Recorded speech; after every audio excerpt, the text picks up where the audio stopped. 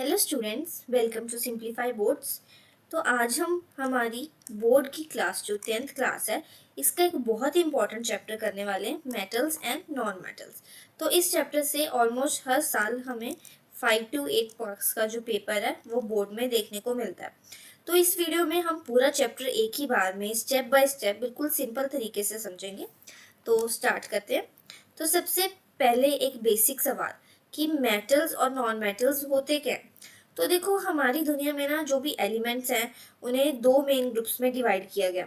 एक ग्रुप है मेटल्स का और दूसरा ग्रुप है नॉन मेटल्स का। तो जो मेटल्स के एग्जांपल है ना, जैसे iron, copper, gold, silver, aluminium, zinc, sodium, potassium, तो ये क्या है, सभी के सभी क्या है, ये मेटल्स है। अब नॉन मेटल्स कौन कौन से हैं? Carbon, sulphur, oxygen, nitrogen, chlorine, iodine, hydrogen, bromine. तो ये सब क्या है, ये क्या है, नॉन मेटल्स है। तो अब हम देखेंगे कि इन दोनों जो ग्रुप्स की प्रॉपर्टीज है वो क्या क्या होती हैं।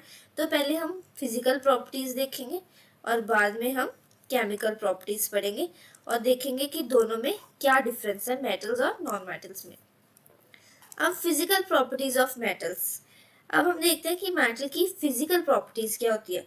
तो सबसे पहली प्रॉपर्टी क्या है? लस्टर। जब भी आप कोई मेटल प्योर स्टेट में देखते हो ना, तो वो क्या होता है? शाइनी होता है। तो मतलब शाइनी मतलब वो चमकता होता है उसका सरफेस।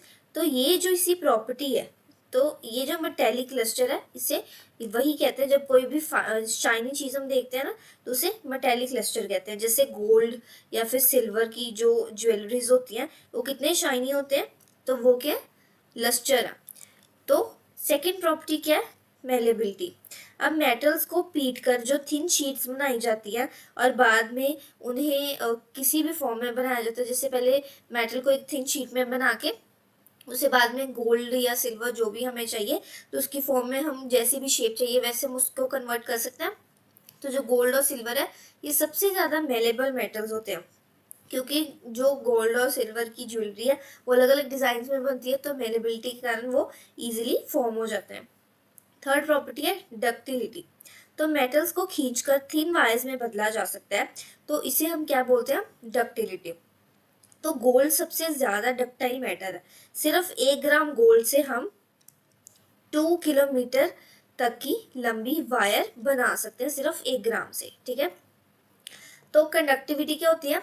मेटल्स हीट करते हैं और जो इलेक्ट्रिसिटी के जो अच्छे गुड कंडक्टर जो होते हैं ना, वो क्या होते हैं?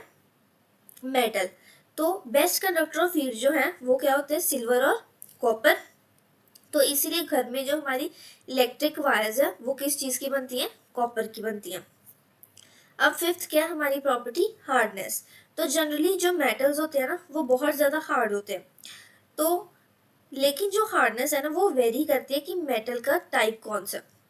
तो जो आयरन है वो बहुत ज्यादा हार्ड होता है, सोडियम सॉफ्ट होता है और इजीली कट हो जाता है। अब लास्ट प्रॉपर्टी क्या है? सोनोरस।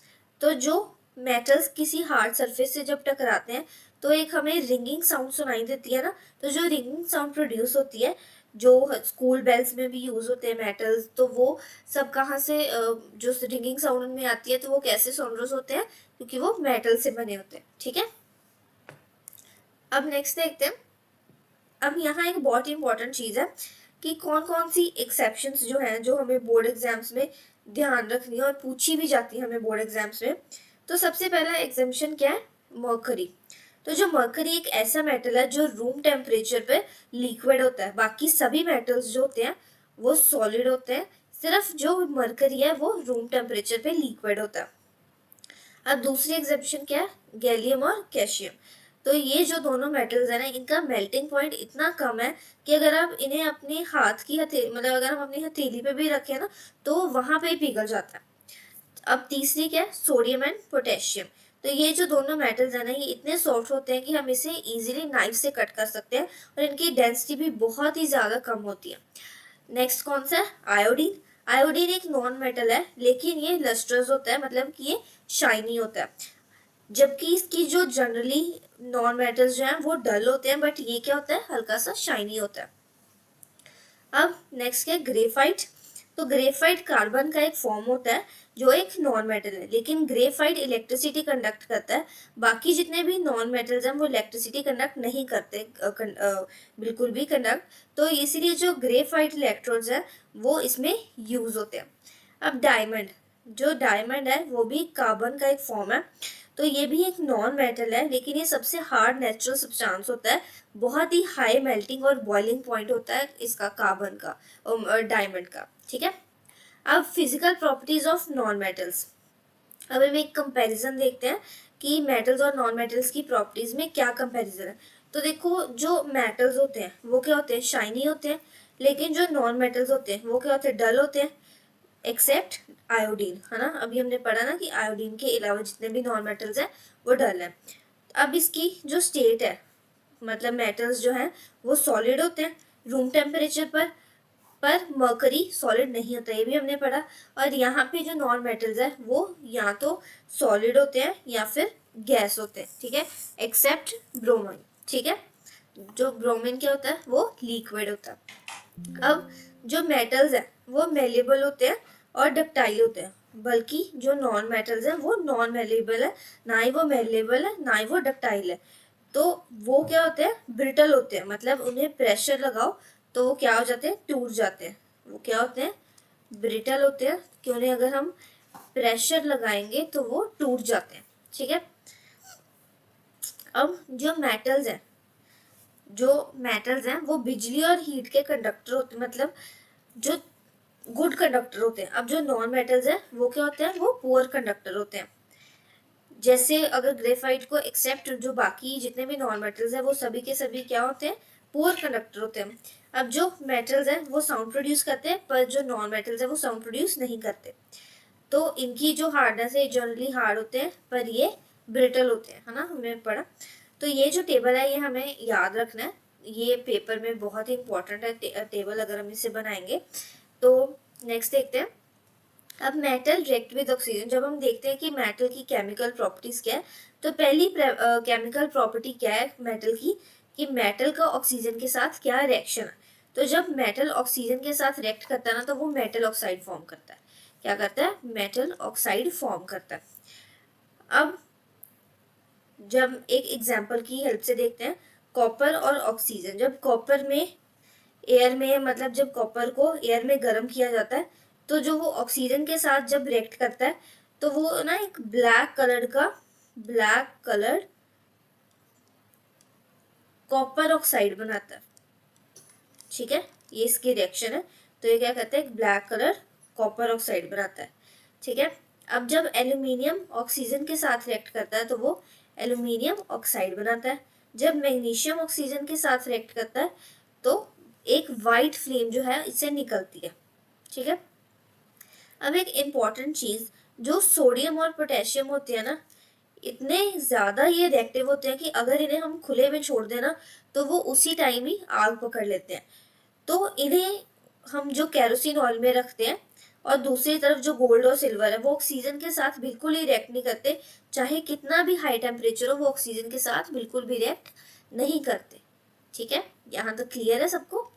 अब नेक्स्ट देखते हैं एम्फोटेरिक ऑक्साइड्स। अब ये क्या होता है, एक बहुत ही इंपॉर्टेंट कंसेप्ट है एम्फोटेरिक ऑक्साइड्स का। अब हम जानते हैं कि जो मेटल ऑक्साइड है वो जनरली बेसिक नेचर के होते हैं, और नॉन मेटल क्या होते हैं, एसिडिक नेचर के, है ना। मेटल ऑक्साइड्स क्या होते हैं, बोथ एसिड्स एंड बेसिस के साथ रिएक्ट करते हैं और सॉल्ट और वाटर प्रोड्यूस करते हैं, जिसे हम क्या बोलते हैं, एम्फोटेरिक ऑक्साइड्स।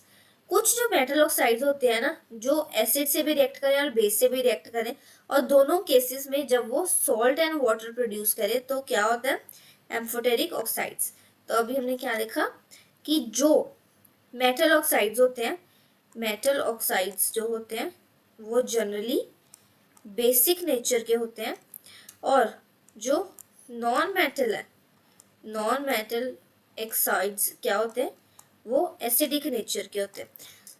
पर कुछ मेटल ऑक्साइड ऐसा करते हैं कि वो एसिड और बेस दोनों के साथ रिएक्ट करते हैं, और दोनों केसेस में वो सॉल्ट एंड वाटर प्रोड्यूस करते हैं। अब एग्जाम्पल जैसे एल्यूमिनियम ऑक्साइड और जिंक ऑक्साइड। तो देखो, एल्यूमिनियम ऑक्साइड एसिड जो HCl के साथ जब रिएक्ट करता है तो AlCl3 बनाता है और साथ में वाटर बनाता है। ठीक है। अब जब सोडियम NaOH जब यहाँ पे सोडियम हाइड्रोक्साइड जब यहाँ पे रिएक्ट कर रहा है Al2O3 के साथ, मतलब जब जो बेस के साथ ये रिएक्ट कर रहा है तो सोडियम एल्यूमिनेट और वाटर फॉर्म होता है।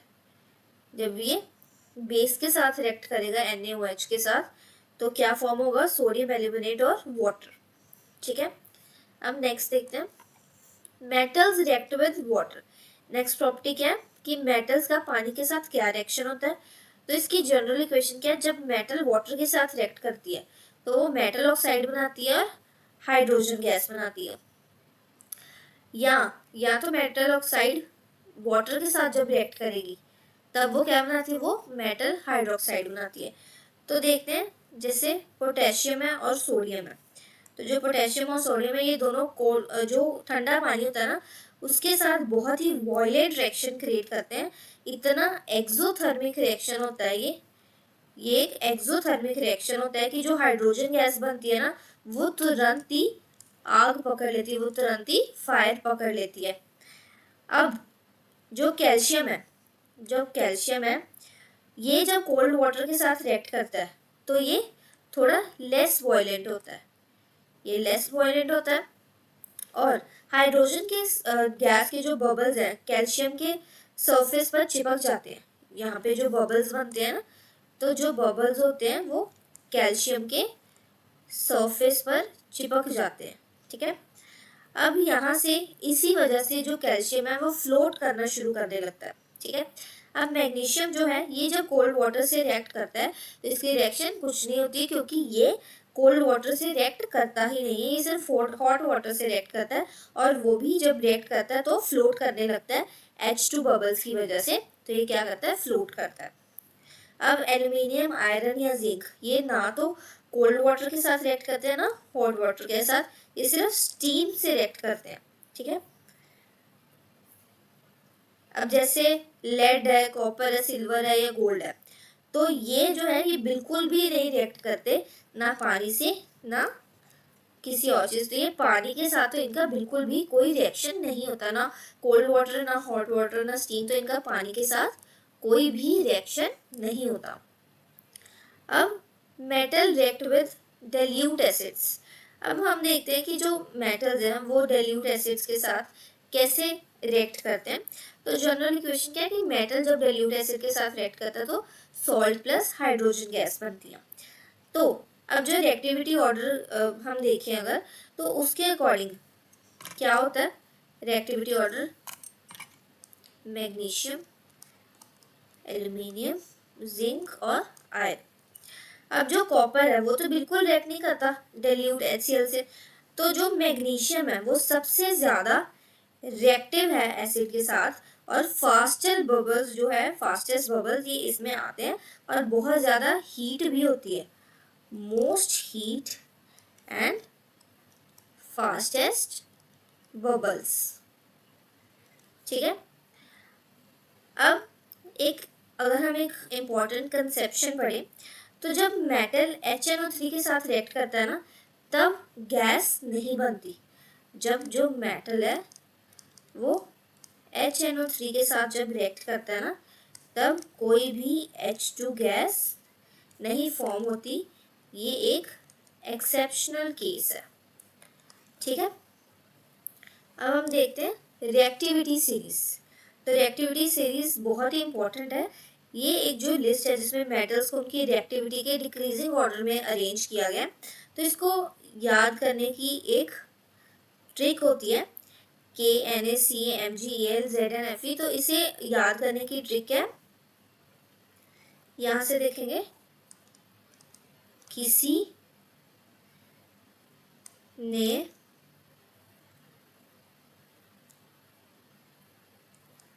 चाहा मगर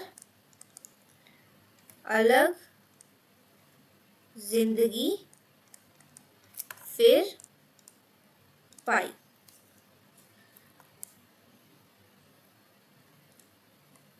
यहां से करेंगे highly creative has achieved gold. तो ये जो सबसे ऊपर है ना पोटेशियम, ये सबसे ज्यादा रिएक्टिव होता है, ये सबसे ज्यादा रिएक्टिव है, ठीक है। अब जो सबसे नीचे एयू, ये सबसे कम रिएक्टिव है, ये लीस्ट रिएक्टिव है। अब जो हाइड्रोजन है ये एक रेफरेंस पॉइंट की तरह है कि जो मेटल्स हाइड्रोजन के ऊपर है वो डाइल्यूट एसिड से H2 गैस रिप्लेस कर सकते हैं। तो हमें ये चीज़ याद रखनी है कि ये जो सीरीज है ये कैसी है, और हमें इस सीरीज का याद रखना है कि कौन सा कितना रिएक्टिव है। तो ये किसी ने चाहा मगर अलग जिंदगी फिर पाई। यहाँ पे आगे वाले कैसे करेंगे, highly creative has achieve gold, ठीक है। अब देखते हैं डिस्प्लेसमेंट रिएक्शंस। अब डिस्प्लेसमेंट रिएक्शंस क्या है, रूल बहुत ही सिंपल होता है डिस्प्लेसमेंट रिएक्शंस का कि एक ज्यादा रिएक्टिव मेटल कम रिएक्टिव मेटल को उसके सॉल्ट सॉल्यूशन से डिस्प्लेस कर देता है। मतलब कि एक ज्यादा रिएक्टिव मेटल डिस्प्लेस कर देता है एक लेस रिएक्टिव मेटल को, ठीक है। अब एग्जाम्पल देखते हैं, आयरन और कॉपर सल्फेट का जो ब्लू सोल्यूशन बनता है, तो जब आयरन नेल को हम कॉपर सल्फेट सोल्यूशन में डालते हैं तो ब्लू कलर फेड हो जाता है और आयरन नेल पर क्या बनना शुरू हो जाता है, एक ब्राउन कॉपर डिपॉजिट होना शुरू हो जाता है ना आयरन नेल के ऊपर। तो इसका मतलब कि जो आयरन कॉपर से ज्यादा रिएक्टिव है, आयरन क्या ज्यादा रिएक्टिव है देन कॉपर, ठीक है। इसी वजह से जो आयरन है उसने कॉपर को डिस्प्लेस कर दिया। अब सेकेंड एग्जांपल देखते हैं जिंक और आयरन सल्फेट की। जो जिंक और आयरन है वो जिंक आयरन को डिस्प्लेस कर देता है क्योंकि जिंक क्या है, ये ज्यादा रिएक्टिव एलिमेंट है। अब नेक्स्ट देखते हैं how metals and non metals react, ionic bonds. अब आयनिक बॉन्ड्स क्या होते हैं, तो जब अगर हम देखें कि मेटल्स और नॉन मेटल्स आपस में कैसे रिएक्ट करते हैं तो इनकी रिएक्शन को क्या बोलते हैं, आयनिक बॉन्डिंग। जो नोबल गैसेस जो होती हैं, जो नोबल गैसेस होती हैं, इनकी जो वैलेंस शेल होती है, वैलेंस शेल वो कंप्लीटली फिल्ड होती है, इसीलिए ये केमिकली इनएक्टिव होते हैं, केमिकली इनएक्टिव होते हैं ये। और दूसरे जो एलिमेंट्स है ये भी चाहते हैं कि अपनी वैलेंस शेल को कंप्लीटली फिल करना, तो इसीलिए वो इलेक्ट्रॉन्स लूज या गेन करते रहते हैं। अब अगर हम सोडियम की एग्जांपल लें तो सोडियम में 11 इलेक्ट्रॉन्स होते हैं, ठीक है, 2 8 1 11 इलेक्ट्रॉन्स होते हैं। अब अगर सोडियम में 11 इलेक्ट्रॉन्स है तो सोडियम एक इलेक्ट्रॉन क्या कर सकता है, लूज कर सकता है। और सोडियम अगर लूज कर देगा तो वो सोडियम केटायन बन जाएगा, अगर सोडियम लूज कर देगा तो वो क्या कर देगा, सोडियम केटायन बन जाएगा। और अगर हम क्लोरीन देखें, क्लोरीन में 17 होते हैं तो उसे एक और चाहिए, फिर उसकी जो शेल है वो कंप्लीट हो जाएगी, तो क्लोरीन क्या करेगा, एक इलेक्ट्रॉन गेन कर लेगा, और अगर वो एक इलेक्ट्रॉन गेन कर लेगा तो वो एनायन बन जाएगा, ठीक है। अब जो सोडियम और क्लोरीन है ये यहाँ पे ऑपोजिट चार्जेस है, क्योंकि इसने क्या किया, लूज किया तो पॉजिटिव साइन आया, इसने गेन किया तो नेगेटिव साइन आया। तो ये जो ऑपोजिट चार्जेस हैं ये एक स्ट्रॉन्ग इलेक्ट्रोस्टैटिक अट्रैक्शन के साथ आते हैं साथ में, और जिससे NaCl फॉर्म होता है, ठीक है। तो ऐसे कंपाउंड जिनमें इलेक्ट्रॉन्स ट्रांसफर होते हैं उन्हें हम क्या बोलते हैं, आयनिक कंपाउंड्स, ठीक है। तो आयनिक कंपाउंड्स की जो आयनिक बॉन्ड्स हैं इनकी प्रॉपर्टीज क्या है, सॉलिड्स इनकी स्टेट होती है, फिजिकल स्टेट क्या है, इनकी सॉलिड स्टेट होती है, इनका हाई मेल्टिंग पॉइंट होता है, और पानी में भी ये सॉल्युबल होते हैं, ठीक है, ये पानी में भी सॉल्युबल होते हैं, और अपनी मोल्टन स्टेट में भी ये इलेक्ट्रिसिटी कंडक्ट करते हैं, ठीक है। अब नेक्स्ट देखते हैं occurrence of metals, minerals and ores. अब हम देखते हैं कि मेटल्स का नेचर क्या है और हमें कैसे पता चलता है। तो जो 3 इंपॉर्टेंट मेन डेफिनेशंस होती हैं, मिनरल, ओर और गैंग। तो मिनरल क्या होता है, जो भी एलिमेंट्स या कंपाउंड्स नेचुरली अर्थ के ऊपर हमारे हैं तो वो क्या है, मिनरल्स होते हैं। सेकंड क्या है, ओर, ऐसे मिनरल्स जिनमें एक पर्टिकुलर मेटल की परसेंटेज इतनी ज्यादा हो कि उसे प्रॉफिटेबली हम एक्सट्रैक्ट कर सकें, उन्हें हम क्या बोलते हैं, ओर, ठीक है। अब जो सभी ओर्स है ना वो मिनरल्स होते हैं, लेकिन सभी मिनरल्स ओर नहीं होते, ठीक है, ये याद रखना है कि सभी ओर मिनरल होते हैं, बट सभी जो मिनरल है वो कभी भी ओर नहीं हो सकते, ठीक है। तीसरा गैंग्यू, तो ओर में जो इम्प्योरिटीज होती हैं जैसे मिट्टी या कोई और चीज, उन्हें क्या बोलते हैं, गैंग्यू। अब जो एक्सट्रैक्शन से पहले हम इन्हें रिमूव करते हैं। अब मेटल्स को उनकी रिएक्टिविटी के बेसिस पे हम 3 कैटेगराइज में डिवाइड करते हैं, highly reactive, medium reactive and low reactive. अब जो हाईली रिएक्टिव है वो क्या है, ये कभी भी फ्री स्टेट में नहीं मिलते हमें। जो हाईली रिएक्टिव मेटल्स होते हैं ना, कभी भी हमें फ्री स्टेट में नहीं मिलते, इनकी जो इलेक्ट्रोलाइटिक रिडक्शन है ये उससे एक्सट्रैक्ट होते रहते हैं। और ये जो मीडियम रिएक्टिविटी वाले हैं, इनकी कार्बन रिडक्शन जब होती है तभी ये उससे एक्सट्रैक्ट होते हैं, ठीक है, कार्बन के थ्रू ही इन्हें रिडक्ट किया जाता है। और जो लो रिएक्टिविटी वाले होते हैं ये नेटिव स्टेट में हमेशा मिलते हैं, मतलब डायरेक्टली ये फ्री फॉर्म में होते हैं, ये मूव करते रहते हैं फ्री फॉर्म में। नेक्स्ट देखते हैं एक्सट्रैक्शन ऑफ मेटल्स। अब मेटल्स को एक्सट्रैक्ट कैसे किया जाता है, मेटलर्जी।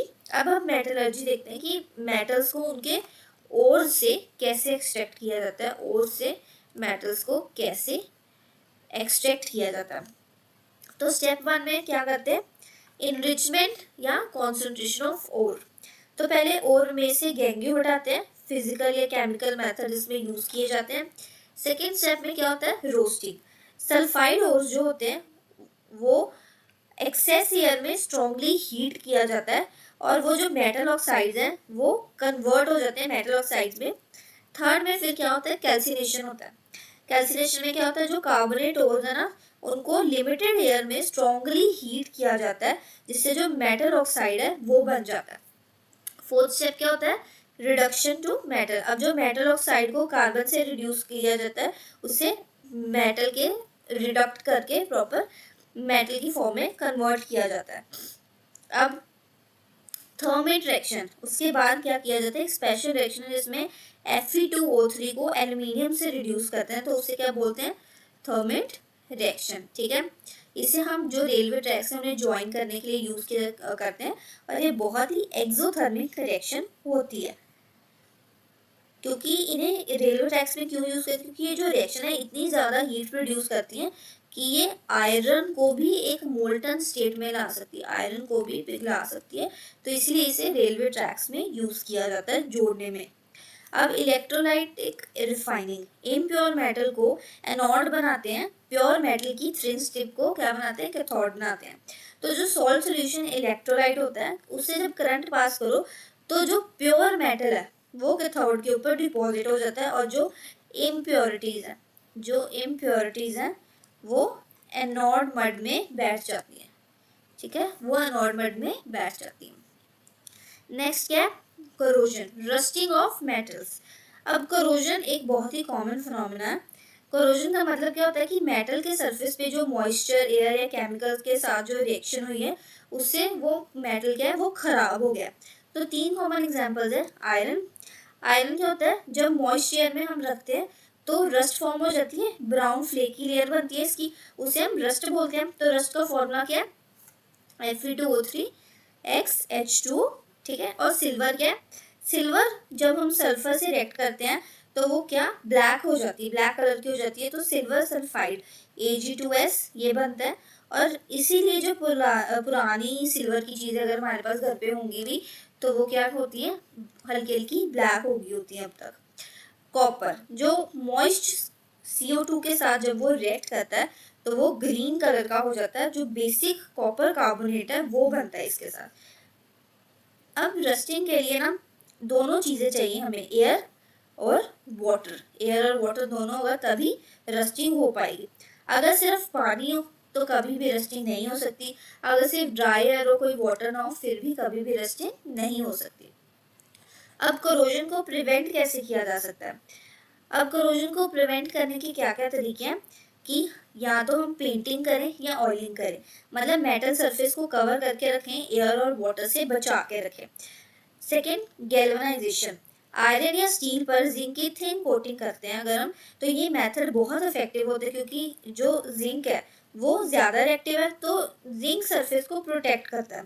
अगर जिंक कोटिंग टूट भी जाए तभी आयरन जो होता है वो प्रोटेक्ट रहता है, क्योंकि जिंक बहुत ज़्यादा रिएक्टिव होने की वजह से पहले खुद जब कोरोजन होगी, उसकी करोड होगा, तब वो वहां तक उसे पहुंचने देगा कोरोजन को। ठीक है, नेक्स्ट अब हम क्या कर सकते हैं, क्रोम प्लेटिंग भी कर सकते हैं कि जो एक थ्री लेयर ऑफ क्रोमियम को मेटल सरफेस पे लगा दे, जिसे हम कार्स में भी यूज करते हैं या बाथरूम फिटिंग्स में यूज करते हैं। नेक्स्ट क्या कर सकते हैं, एनोडाइजिंग। एनोडाइजिंग क्या होता है, एल्यूमिनियम को इलेक्ट्रोलाइसिस से ट्रीट करते हैं।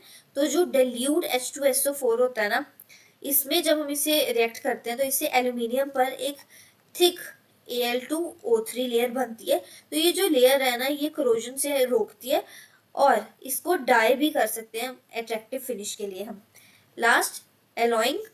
मेटल्स को मिक्स करके उनकी प्रॉपर्टीज इंप्रूव करते हैं। जैसे स्टेनलेस स्टील आयरन में जब निकल और क्रोमियम मिलते हैं तो वो क्या बनाते हैं, स्टेनलेस स्टील बना देते हैं, तो इससे कभी भी रस्ट नहीं लगती। ठीक है, नेक्स्ट देखते हैं एलॉयज। अब एलॉयज क्या होता है, एलॉयज की प्रॉपर्टीज और एग्जांपल्स भी देखेंगे। तो ये भी जो है बहुत इंपॉर्टेंट है एग्जाम के पॉइंट ऑफ व्यू से। तो दो या दो से ज्यादा मेटल्स का, एक मेटल और एक नॉन मेटिकल का होमोजेनियस सोल्यूशन जो होता है उसे क्या बोलते हैं, एलॉय। एक होमोजेनियस मिक्सचर होता है दो या दो से ज्यादा मेटल का, या फिर एक मेटल और एक नॉन मेटल का। तो एलॉयज जो होती है उनकी ज्यादा बेटर प्रॉपर्टी होती है प्योर मेटल से। ठीक है, अब जो सबसे इंपॉर्टेंट अलॉयज है हम उन्हें देखते हैं। जैसे स्टेनलेस स्टील, जब आयरन निकल और क्रोमियम मिलता है तो स्टेनलेस स्टील बनता है। ये हार्ड है और इसे रस्ट भी नहीं लगती। अब ब्रास, ब्रास क्या होता है, जब कॉपर और जिंक मिलते हैं तो ब्रास बनता है। तो ये जो है एक गुड कंडक्टर ऑफ इलेक्ट्रिसिटी नहीं है, इसे हम म्यूजिकल इंस्ट्रूमेंट्स या डेकोरेटिव आइटम्स में यूज करते हैं ब्रास को। थर्ड है ब्रॉन्ज, जब कॉपर और टिन रिएक्ट करते हैं तब ब्रॉन्ज बनता है। तो इसे स्टैचूज, कॉइन्स या बेल्स में यूज किया जाता है और ये प्योर कॉपर से भी ज्यादा हार्ड होती है। ठीक है, अब सोल्डर, जो लेड और टिन को मिक्स करके बनता है, इसका मेल्टिंग पॉइंट बहुत ही कम होता है, इसलिए इसको इलेक्ट्रिक वायर्स जोड़ने के लिए यूज किया जाता है। 22 कैरेट गोल्ड, और 22 कैरेट गोल्ड में 22 पार्ट्स गोल्ड और 2 पार्ट्स सिल्वर या कॉपर मिलाया जाता है। प्योर 24 कैरेट जो होता है वो बहुत ही सॉफ्ट होता है, इसलिए उससे ज्वेलरी अच्छी नहीं बनती, तो उसकी जो शेप है वो चेंज हो जाती है। इसीलिए जो 22 कैरेट गोल्ड है उसमें 2 पार्ट्स ऑफ सिल्वर या कॉपर मिलाया जाता है। तो स्टूडेंट्स, ये है हमारे पूरा जो थर्ड चैप्टर उसकी वन शॉर्ट एक्सप्लेनेशन। तो हमने आज हमने क्या पढ़ा, फिजिकल प्रॉपर्टीज पढ़ी और केमिकल प्रॉपर्टीज पढ़ी और रिएक्टिविटी सीरीज पढ़ी।